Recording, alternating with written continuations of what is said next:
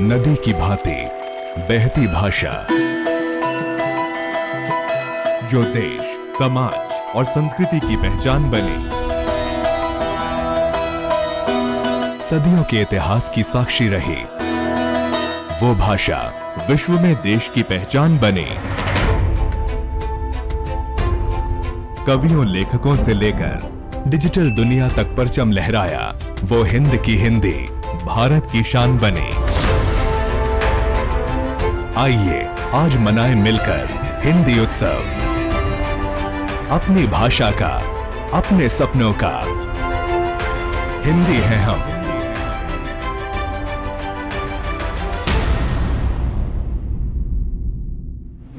We're delighted to welcome you to this session of the 15th Jaipur Literature Festival, protected by Dettol Banega Swasth India. It is our pleasure to present today Kristapurana, Nandini Das in conversation with Jonathan Gil Harris.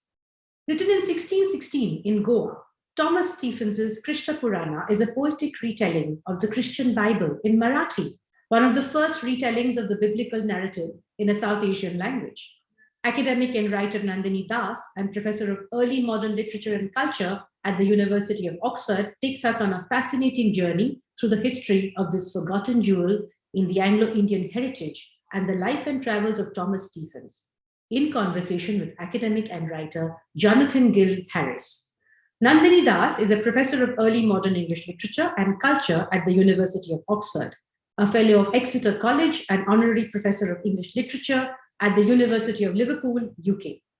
Exploring both literature and cultural history, Das has published widely on Renaissance literature and cross-cultural encounter. Her next book on the first English embassy to India will be out with Bloomsbury in 2022. A BBC New Generation thinker, she regularly presents television and radio programs. Jonathan Gil Harris is a professor of English at Ashoka University, India, where he also serves as the founding dean from 2013 to 2017. He's the author of 10 books on Shakespeare, globalization, and most importantly, foreign migrants to India. His books include the best-selling The First Firangis, remarkable stories of heroes, healers, charlatans, courtesans, and other foreigners who became Indian, and Masala Shakespeare, How a Firangi Writer Became Indian. He's currently writing a book about Jews and the Silk Route from Persia to China and India. If you wish to participate in the session, please do so by typing in your questions or comments in the comment section. And do follow us on our social media handles to get notifications on the upcoming sessions. Please tweet using hashtag Jaipur Literature Festival 2022 and tag us at Jaipur LitFest. Ladies and gentlemen, I present to you Kristapurana, Nandini Das in conversation with Jonathan Gil Harris. Hello, everyone, and welcome to JLF, and welcome to a particularly intriguing session about one of the most fascinating figures in both English and Indian history, but a figure who is remarkably unknown. And it's all the more remarkable that he's unknown because he's one of the greatest English writers of the 16th and 17th centuries. Some 50 years before John Milton wrote Paradise Lost, a literary reworking of the events of the Bible, Thomas Stephens did exactly the same thing. But no English people knew about this because he did it in Marathi with a sprinkling of Konkani. English people began to become a little bit aware of Thomas Stephens thanks to a wonderful documentary on BBC that had been researched and narrated by Nandini Das, who I'm so excited to be in conversation with here. Nandini, can you tell us a little bit about that documentary, how you came to study Thomas Stephens, and what that documentary led you to with respect to Mr. Stephens? Thanks, Gil, and it's wonderful to be able to talk about Thomas Stephens with you. Given your own work on Stephens, of course. And my interest in Stephens started when I first started looking at the earliest era of English encounter with India. And we're talking 200 years roughly before the empire becomes a force to reckon with. We're talking essentially about half a century before the East India Company is even a twinkle in anyone's eye in the city of London.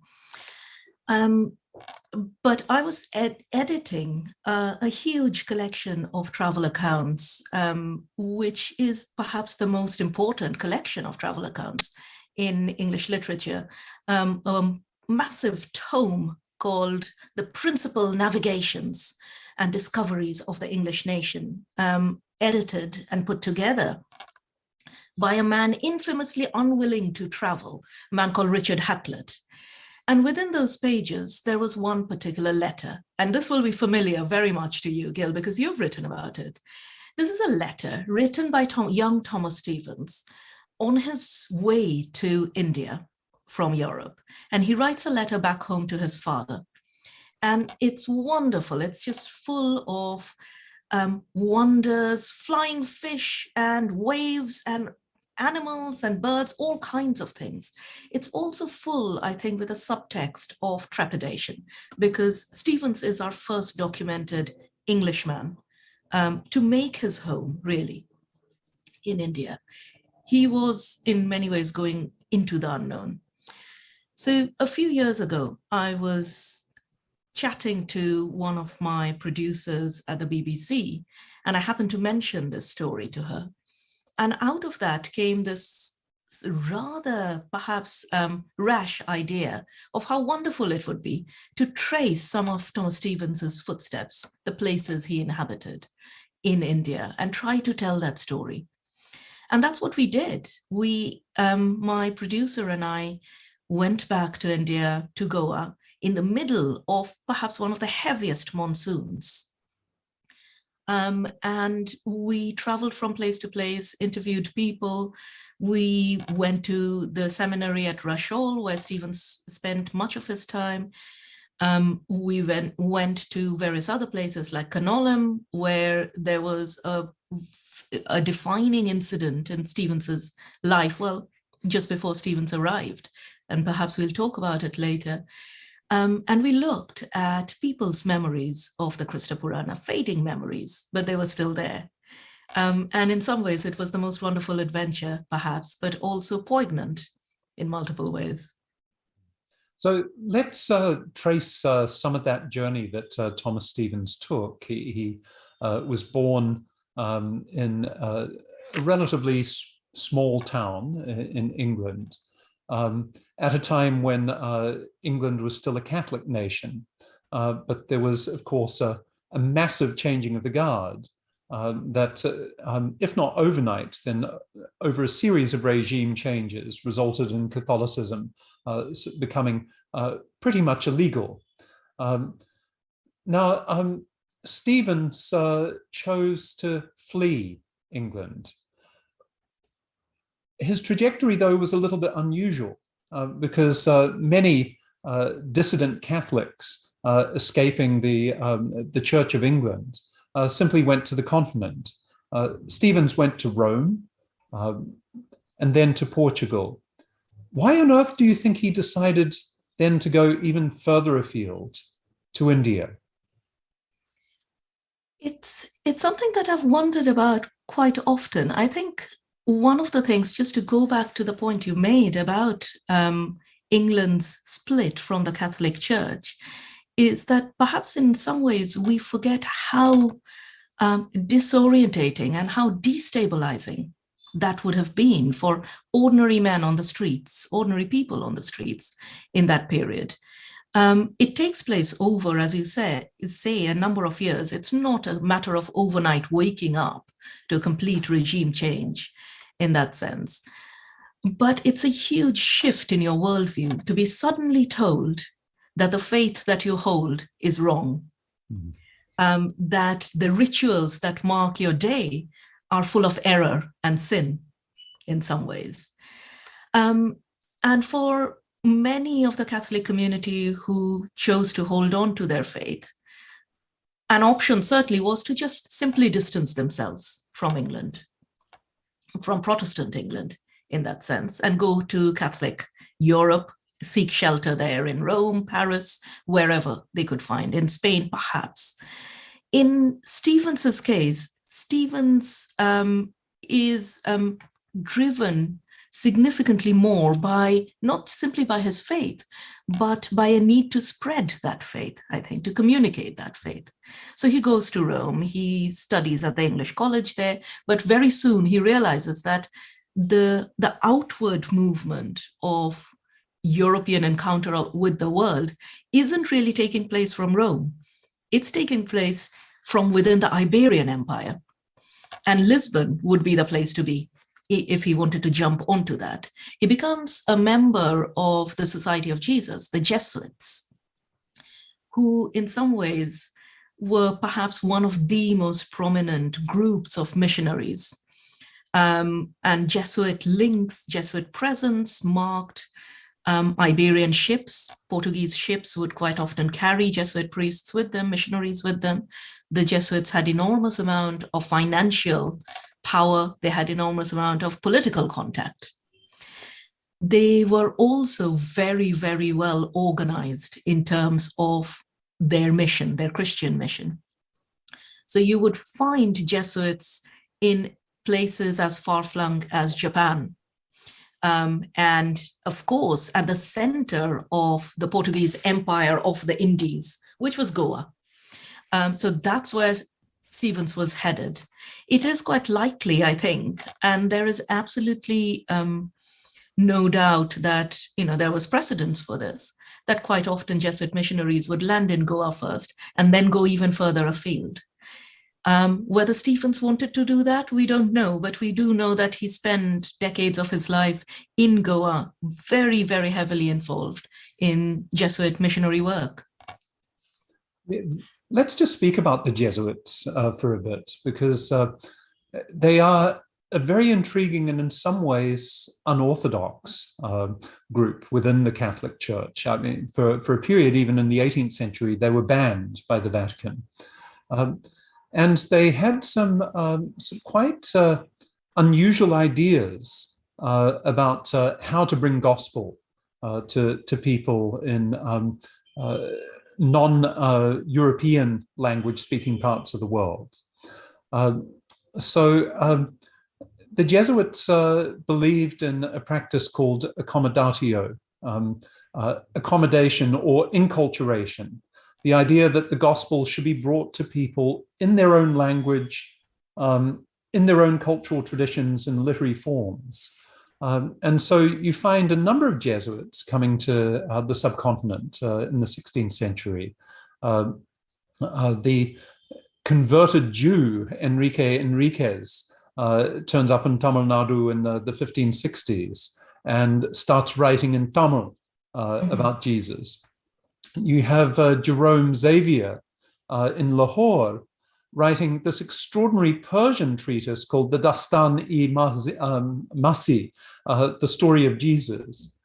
And Thomas Stephens ends up doing something similar, writing a story in Marathi that purports to bring the life of Jesus to West Coast Indians in their own language. Can you talk a little bit about the complexity of this Jesuit practice? Because on the one hand, it's potentially a very sneaky weapon of proto-colonization, of gaining hearts and believers. On the other hand, it's a rather unconventional and even destabilizing way of literally translating the gospel once you not only dress it up in foreign languages and literary forms, but certain key concepts end up transforming as they cross linguistic and cultural boundaries. Exactly. I think accommodation is a hugely influential and hugely crucial part of Jesuit encounter with the world, and through the Jesuits, European encounter with the world. And you're absolutely right. It is, in some ways, terribly pragmatic. One of the key figures behind the idea of accommodation is a man called Alessandro Valiano. And Valiano, who is a very, very prominent Jesuit figure, he's essentially within the Jesuit hierarchy, the person who led the mission in India. Mm-hmm. And by India, the Jesuit hierarchy essentially means everything from the Indian subcontinent, stretching right the way to Japan and beyond. Valiano talks about accommodation as a way of nesting, as a way of creating your habitus, he says. So you create a space for yourself. And he says, very pragmatically, look, we're going into a different world. I mean, in this case, he's talking particularly about Japan, the context of Japan. And he says, look, this is a very different world. It's already got its structures of civilization in place.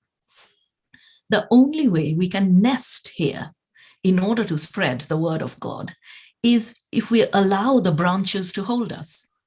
So there's a lovely arboreal metaphor, a tree metaphor that is building up. He thinks of himself as creating a space within that. And in a way, what Valiano was saying was already simmering within Jesuit culture. They had already been doing this. But once Valiano comes to power as the leader of the mission in the Indies, it becomes much more popular. And Thomas Stephens is very much, in that sense, mentored by Valiano in terms of that accommodation. And that accommodation stretches in multiple ways. It's about language. It's about allowing certain rituals to take place, which can be brought into the Christian fold, essentially. The problem that many other Jesuits, and in fact, there were critiques about accommodation within the Jesuits themselves, the problem that people had is that the European context that all of these figures, the Jesuits, came from, also deeply believed in the power that language held and texts held. And you will, of course, be familiar with this because you've written so wonderfully about consumption and bodily transformation. But words transform you as well, they used to think. So if you read the wrong kind of language, that actually creates certain changes in your physicality, in your brain, essentially. So there's a great deal of anxiety also about that kind of translation, where you're translating Christian text, whether it be in Latin or in the vernaculars where it had been spread. But if you're translating that into languages that seem so alien to you, what are you changing, in a sense? Are you changing the faith itself? So there were people who were deeply unhappy about that idea of accommodation. And in fact, later on in Thomas Stephens's life, it will, of course, go on to have an effect on that great book he wrote. But that's a later part of the story. So just building on what you have to say about accommodation, let's stick with Stephens' trajectory. He comes to Goa in the late 1570s, in 1579, I think October 1579. And he spends a little bit of time in Goa itself, long enough to be ordained as a priest. But then he's fairly quickly whisked off to the border parish of Rachol, right at the farthest extent of the Estado da India's Goan territory, next to the Sultanate of Bijapur. And he is sent there to win souls, and Brahmin souls in particular.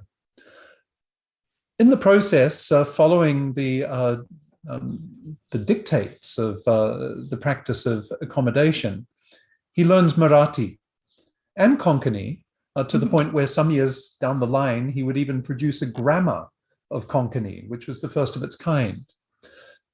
But he didn't simply learn Marathi. One of the most extraordinary things about Stephens is that he seems to have fallen in love with the language.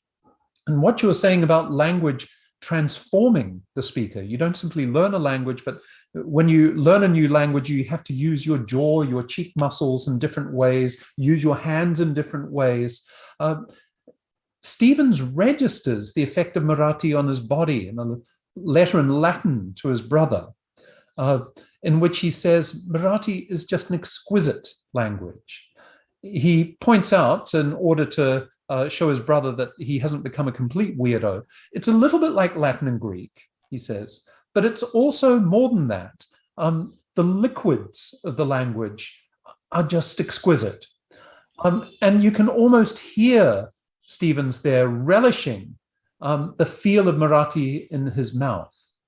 So can we talk a little bit about how the Stephens who would later write this Kristapurana was in the process of being in some ways transformed irrevocably by his encounter with a very new climate, a very new linguistic ecology here in this border parish?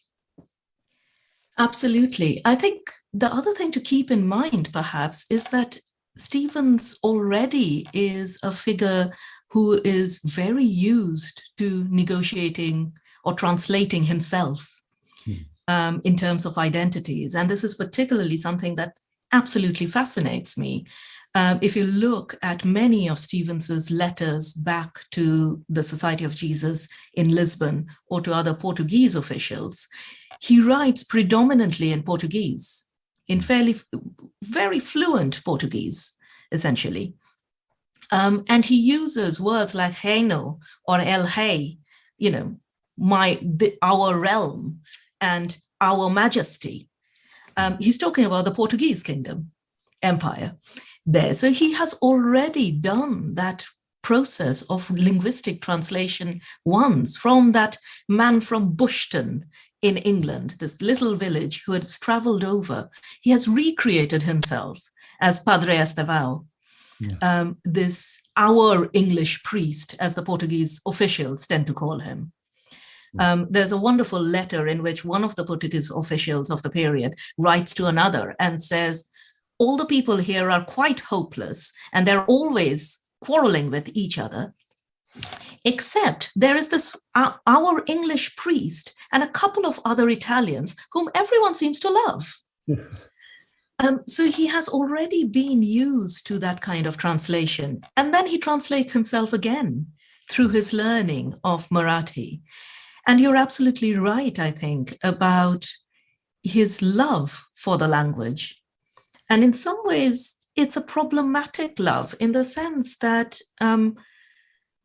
when Thomas Stephens writes to the Jesuit Superior General, Claudia Acquaviva, even 20 years on, he talks about the practical necessity of learning the language at that point. To his superiors, essentially, the argument he's making is that learning the local language is a matter of efficiency. We need to do this in order to carry out our mission properly.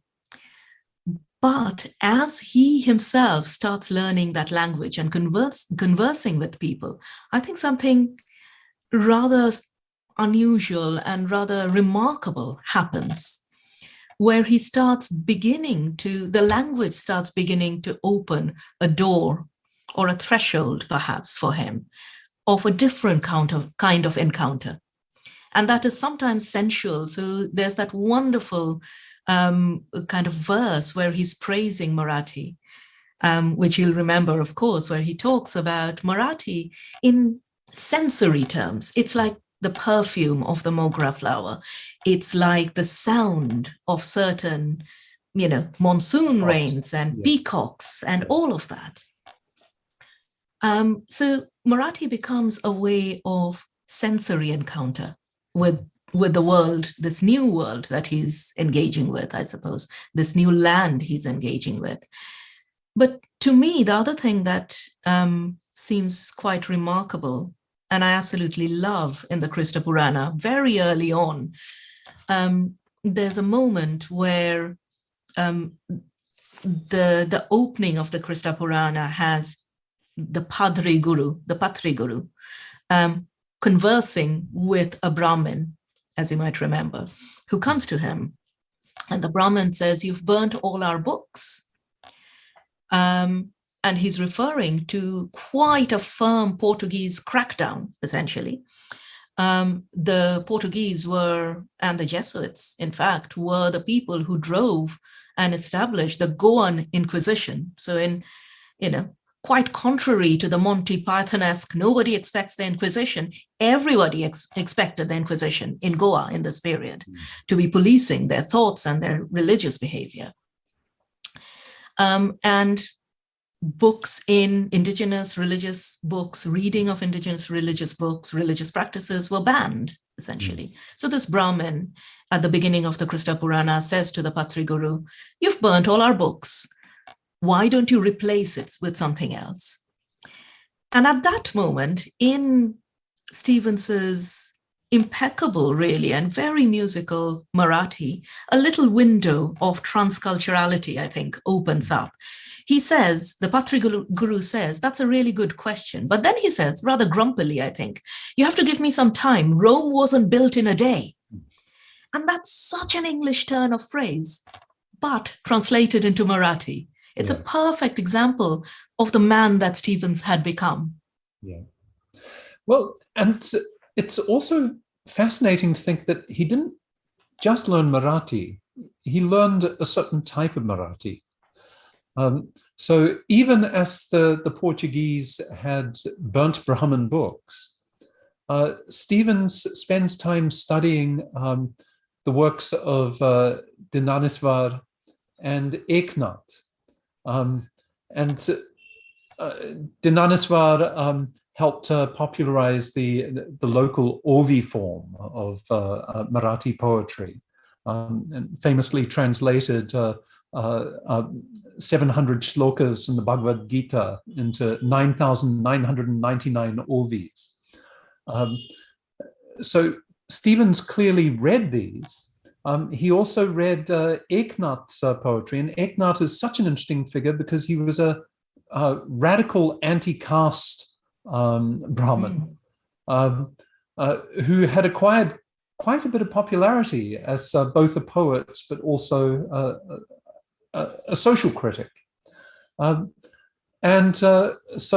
Dhananisvar and Eknath are part of the Marathi traditions that Stephens, now Patri Guru, brings into his writing of the Kristapurana.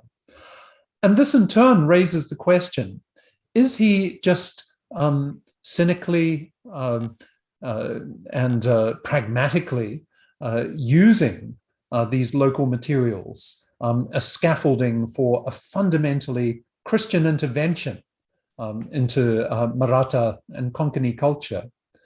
Or can we see the ghost of Dhananisvari and Eknath, not only their literary investments, but even their social and political investments, transferring into the Marathi that Thomas Stephens writes in the Ovi form, in the Kristapurana?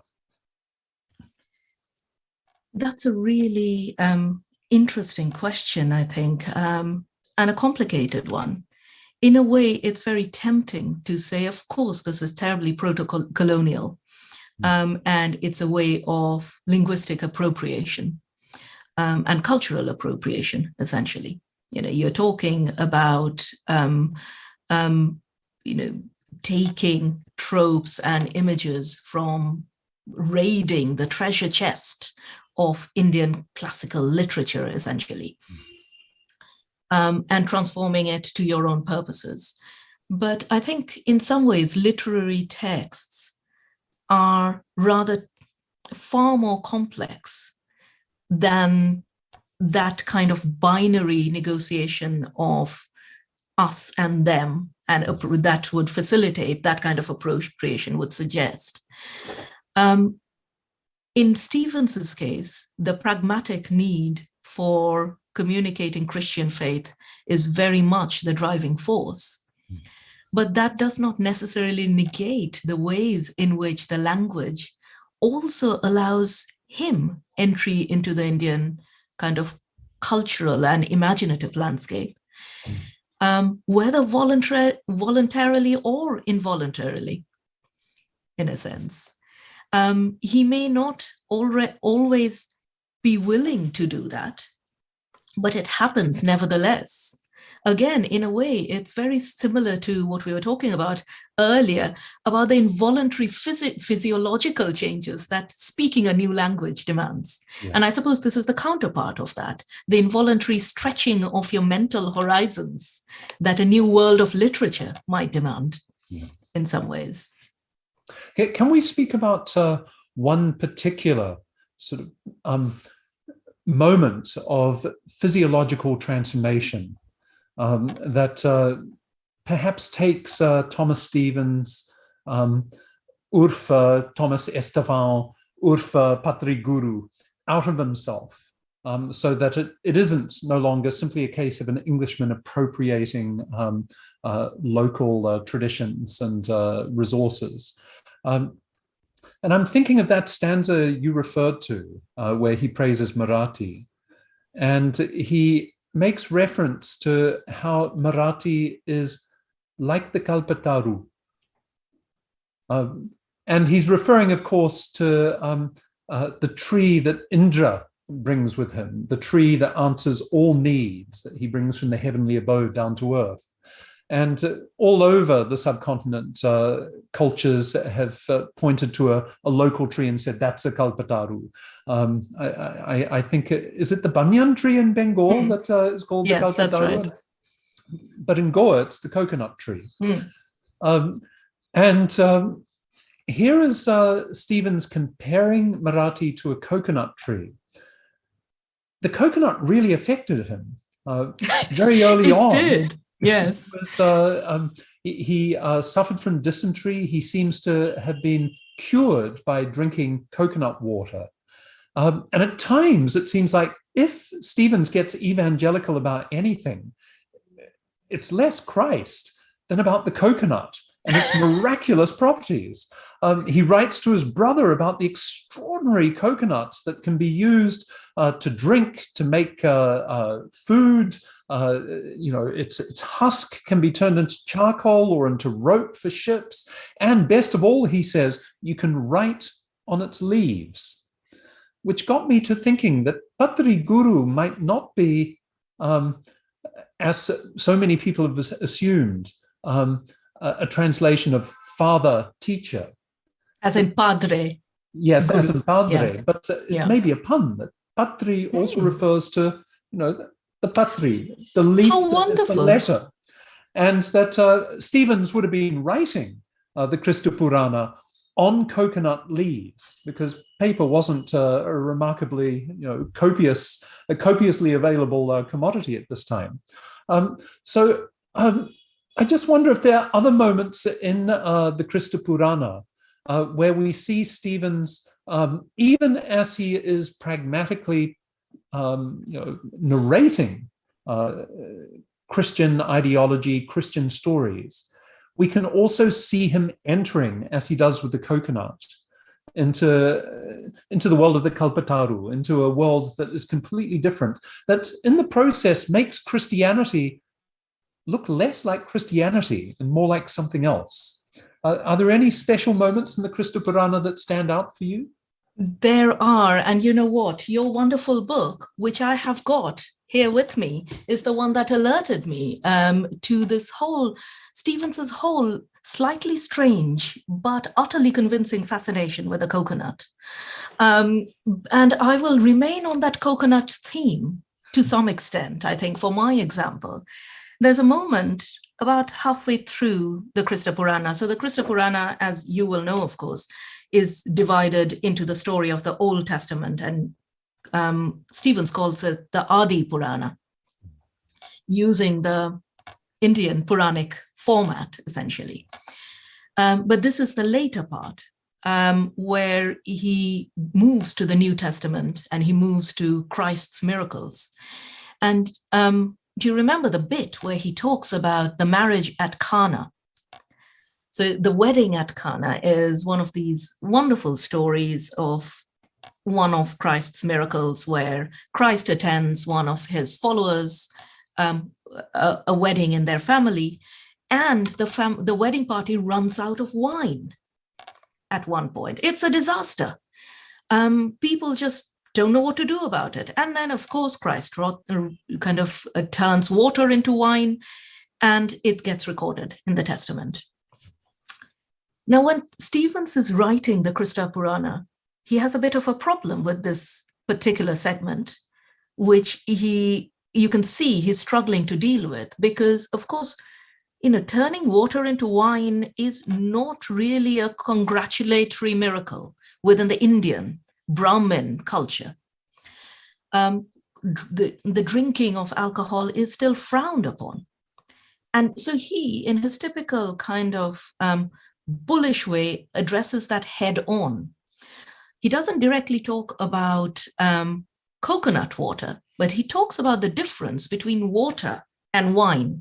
And there's this wonderful moment where he talks about how in India, the water is sweet and fresh and cool, and it is entirely the right thing to praise and to drink.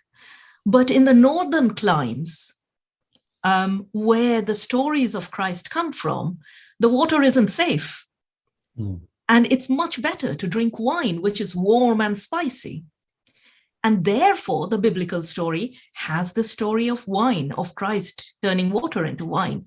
There is a subtext, I think, simmering under it, which was that Christ would have been far more sensible if he had created that miracle in India. But given his context, he was creating a miracle rather like Thomas Stephens' own creation that was very much in tune with its landscape, very much in tune with its recipients in a way. So yes, I wonder whether Stephens was still thinking about the safety of coconut water somewhere when he was writing that passage. That's lovely, Nandini. I'd never thought about that passage that way, but I'm totally convinced, and I'm going back to it. Nariyal in hand, of course. Can we talk a little bit about the afterlife of the Kristapurana? Because in many ways, that is another one of the most remarkable things about the Kristapurana. It may have been intended to be a book that was designed to convert Brahmins in particular to Roman Catholicism. But the book ended up being put to somewhat different purposes subsequently. The Portuguese banned the printing of books in anything other than European languages. And so the book pretty much went underground for a while. And of course, the banning of the Jesuits didn't help Stephens' cause.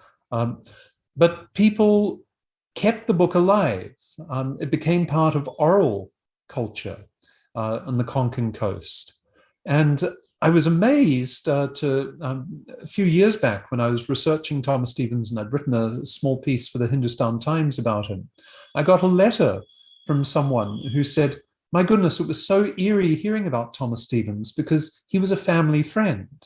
My father would recite stanzas from Thomas Stephens' Kristapurana about Marathi because he'd committed them to memory during the Quit India years. He was a freedom fighter. And without any sort of sectarian investment in the Kristapurana as a vehicle for the word of the Christian God, people were speaking the Kristapurana as an act of resistance to British rule, which is extraordinary given where Stephens had come from, what he faced in relation to the British, but that he was also part of colonial machinery himself, thanks to his relation to the Portuguese. So can you talk a little bit about what has happened to the Kristapurana in the now 410 years since it was written?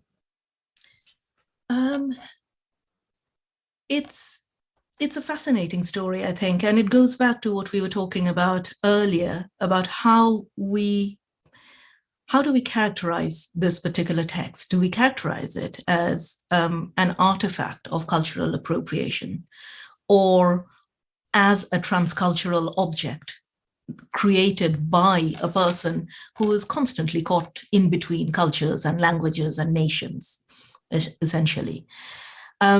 And you'll remember one of the things that I mentioned was that in some ways literary texts are anomalous because they take on a life of their own.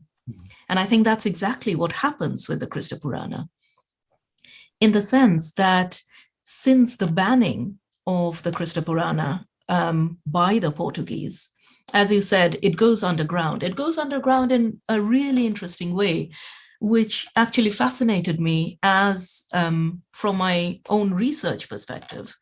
Part of my interest is in book history, so how books are written and transmitted.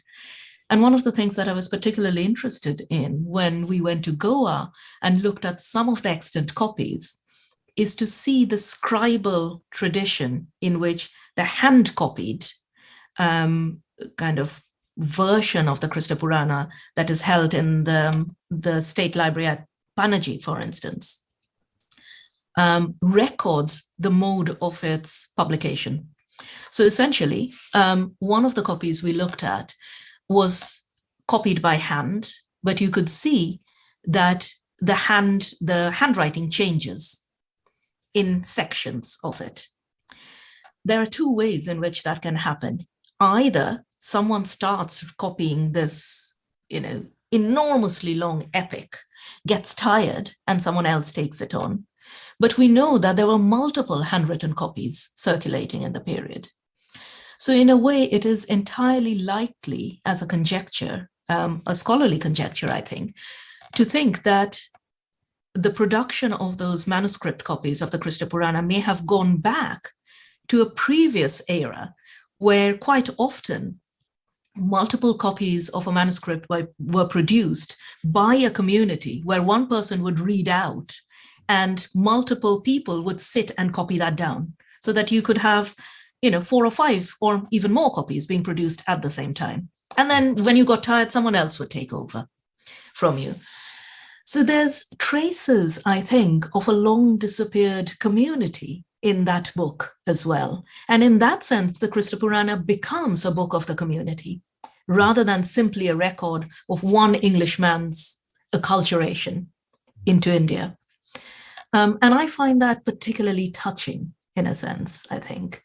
That this text, created by a man who himself, of course, had suffered religious persecution, and then ended up being an instrument in some ways of religious persecution on other people, had somehow produced this text which takes on this regenerative life, a life that brings the community together, gives it its own voice, which is remarkable, I think. Since then, in the here and now, of course, there is a lot of discussion about the relative kind of status and identity of Konkani and Marathi, and the mixture of Konkani sprinklings in Thomas Stephens's language, for instance. His investment in Konkani, as you said, with the publication of the Konkani grammar as well. So in some ways, the Kristapurana again has become a text that exists on the fault lines of cultures, I think. And those are now internal, whereas at one point it was external, perhaps the European Catholic verb, encountering classical Indian. But now it is within the culture itself. But one of my most interesting and most inspiring moments when I was making this documentary was listening to